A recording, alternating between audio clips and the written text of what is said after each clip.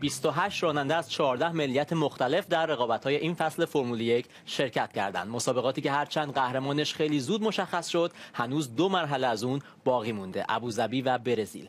اما آیا یک روزی میاد که یک راننده ایرانی هم در بین شرکت کننده ها باشه؟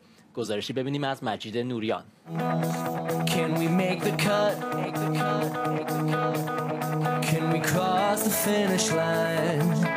شرکت در فرمول 1 معتبرترین رقابت‌های اتومبیلرانی جهان برای راننده‌های حرفه‌ای و نیمه حرفه‌ای رویایی بزرگ محسوب میشه. 2 هفته پیش هند برای اولین بار میزبان فرمول 1 بود. اما قبل از جایزه بزرگ هند 20 راننده جوان از سراسر جهان فرصت پیدا کردند در پیست نوساز هند مسابقه بدن. مسابقه‌ای که تیم‌های فرمول 1 با دقت زیر نظر داشتن تا از بین همین جوان‌ها راننده‌های آیندهشون رو پیدا کنند.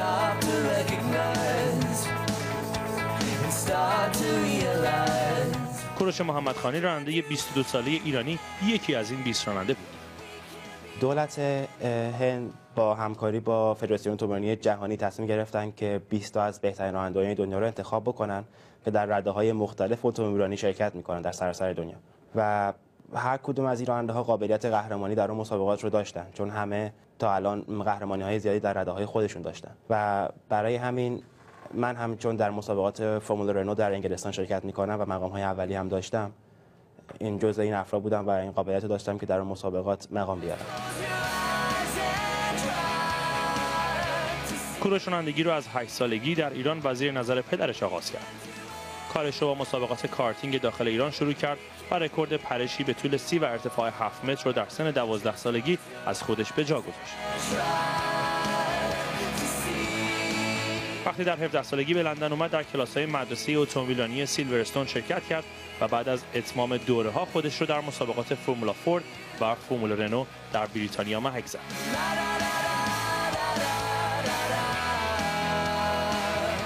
کوروش که در مسابقات هند روی سکوی سوم ایستاد، میدونه برای رسیدن به فرمول 1 به یک حامی مالی قدرتمند نیاز داره.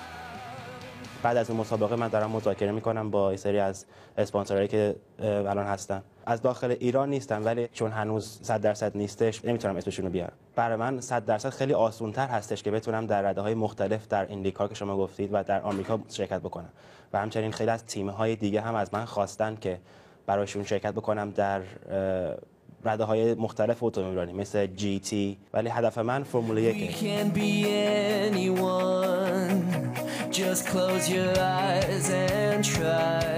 اما کوروش همه گفتنی‌ها برای رسیدن به فرمول 1 رو در چند کلمه خلاصه کرد. سخته تا بتونید به فرمول 1 برسید. کار خیلی سختیه ولی 100% شدنیه. مجید نوریان، BBC. کوروش محمدخانی امروز مهمان برنامه ورزش هفته تا درباره آیندهش بیشتر صحبت کنیم. خیلی خوش اومدی به برنامه ما. اما قبل از اینکه به آینده بپردازیم، لطفاً به ما بگو که اصلاً با چه معیارهایی برای مسابقه‌های هند انتخاب شدی؟ مرسی. من بین 20 نفر از بهترین راننده‌های دنیا انتخاب شدم که در رده‌های مختلف اتومبیلرانی در مسابقات مختلف شرکت می‌کردن. و دولت هند که فدراسیون اتومبیلرانی هند با فدراسیون جهانی FIA هماهنگ کرده بودند که یک مسابقه برگزار کنن بین این 20 نفر که مسابقه فرمول 1 هند که اولین بار در مسابقه در هند برگزار شد، این مسابقه رو ساپورت بکنه و منم انتخاب شدم بین این 20 نفر. چه مقامی گرفتی تو این مسابقه؟ من توی مسابقه سوم شدم، در مجموع سوم شدم. حالا این سوم شدن تو چه نقشی میتونه داشته باشه برای هدف‌های بعدی، هدف‌های بزرگتر؟ میتونه شروع یعنی ورزش حرفه‌ای من در آینده باشه، چون که بین 20 نفر از بهترین راننده‌های دنیا مقام سوم آوردن خیلی کار سختی بود. من حتی تمرین هم هیچی نداشتم، تنها راننده‌ای بودم که هیچ تمرینی نتونسته بودم شرکت کنم، چون نتونسته بودم برسم به زمان تمرین 2 هفته قبل از مسابقه. به تمرین اشاره کردی. الان فرق تو با یک راننده که در فرمول 1 شرکت میکنه چیه؟ چقدر فاصله داری اگه فاصله داری و چه چیزی شما رو متمایز میکنه؟ از توانایی رانندگی که هیچ فرقی نداره، فقط اون چون در سطحی که الان من توش رانندگی میکنم خیلی توانایی خیلی زیادی لازم داره و در پیستایی که من حتی توش رانندگی میکنم پیستای خیلی سرعت بالایی هست. علاوه سرعت ماشینم که زیاد، در این تفاوت خیلی زیاد هست، ولی راننده‌های مختلف در فرمول 1 هستن که از همین مرحله که من الان توش مسابقه میدم توش یعنی اخیراً در همین لول بودن. چه اختلاف سرعتی هست دقیقاً اگه میتونیم مشخص‌تر بگی؟ در حدود 40 مایل در ساعت که اونا 200 مایل در سرعت بیشترین سرعتشونه و ما 160 مایل در ساعته که سرعت در پیچ‌ها هم اختلافش همونقدر میتونه باشه و هر مایل هم 1.6 کیلومتر. از لحاظ فیزیکی چطور؟ از لحاظ فیزیکی فکر نکنم من هیچ کسی داشته باشن نسبت به یک راننده فرمول 1 چون خیلی تمرینات زیادی حرفه‌ای انجام میدم و مربیام هم حرفه‌ای هستن که باشون ورزش میکنم. خب حالا که صحبت از این تفاوت‌ها کردیم و گفتیم که می‌خوایم از آینده تو صحبت کنیم، در گزارش به قضیه حامیان مالی اشاره شد که تو هم ظاهراً دنبال اونها هستی. این کار چجوری انجام میشه و تا چه حد مهم هستن حامیان مالی در این قضیه؟ درست. برای اینکه یک راننده به فرمول 1 برسه، حمایت‌های مالی یعنی مهمترین فاکتور این موضوع هستش. بعد این اسپانسرها کسایی که حمایت میکنن راننده‌ها رو باید این هزینه‌های راننده‌ها رو پرداخت بکنن به تیم‌های فرمول 1 که بتونه هزینه تمام مکانیکا و انجینیرها و مهندسای مکانیک و حتی کامپیوترهاشون رو پرداخت بکنه.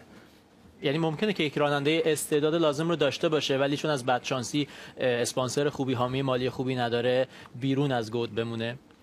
امکانش هست بله، ولی اگه رانندگی خیلی خوب باشه و تک باشه بین همه راننده‌ها، بالاخره در 100% این کار براش خواهد پیش اومد، در شرایط خاصی بالاخره قرار خواهد گرفت که این کار براش انجام بشه که بتونه برسه به فرمول 1.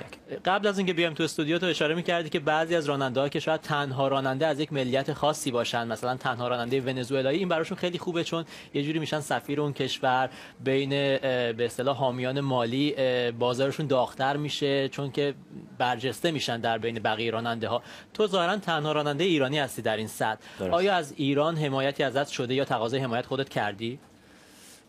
تقاضای حمایت بله من کردم، با نایب رئیس فدراسیون اتومبیلی هم صحبت کردم. وقتی که من به فدراسیون یعنی هیئت موتورسواری و اتومبیلی خراسان مراجعه کردم، منو فرستادم پیش، یعنی منو ریفر کردم به رجوع دادم به فدراسیون اتومبیلی و موتورسواری کل کشور که با ایشون که صحبت کردم گفتن که حمایت یعنی دوست دارن، خیلی خیلی ساپورت کردن و گفتن بله کار خیلی خوبی انجام میدی ولی متاسفانه هیچ حمایتی انجام نشد. صحیح. گفتی که میخوای یه تشکر ویژه بکنی، اگه الان فرصتش هست که می‌خواستم تشکر کنم از تمام کسایی که منو ساپورت کردن، تمامی که منو همش حمایت میکنن و از کامنت‌های خیلی قشنگشون و همینطور که خیلی مهمه که کسی حمایت داشته باشه از مردم کشورش. خیلی ممنونیم از کوروش محمدخانی که فقط 22 سال داره. امیدواریم که باز هم تو رو در این برنامه داشته باشیم. خیلی خوش اومدید. مرسی، متشکرم.